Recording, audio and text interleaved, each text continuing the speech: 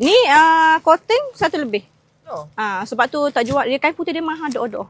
Kerik memang mahal you all. Kalau kerik 800 lebih. Yang ni batik coating whisker design kerik. Customer daripada Perlis Ya, Perlis. Daripada Perlis you all. Mari beli barang mah. Dekat Kelantan, main-main comel you all. Design dia comel-comel tau dekat Kelantan. Okey, tadi pun customer dia main beli tudung. Dia kata dia tengok apa tu? Tengok apa dia panggil? Dia tengok orang pakai tudung Ira Syukri. Lepas tu dia mai beli dekat sini. Orang bagi tahulah dekat mana dia beli tudung Ira Syukri ni. Mah lah ni naik harga deh. Okey, kain Ira Syukri tak naik harga. Kita jual harga maintain. Bagi comel ni Akan dapat Perlis kan? Saya daripada Perlis. Tunjuk sikit nak tengok tudung.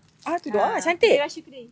Cantik ke tak cantik? Cantik. Tengok colour akak pilih. Lawa you ni pandai akak pilih. Bukan senang nak cari tudung yang betul-betul kita puas hati. Saya pun follow lama lah Irah ni. So hari ni dengan izin lah datang sini. Biasa dah tak ada tau dekat butik. Hari ni kebetulan. Saya pun minta doa dalam hati. Minta dapat jumpa dengan Toke hari ni ya. Jumpa dengan Toke. Tengok dek warna-warna yang akak pilih. Comel-comel lah. Pandai lah pilih you ni.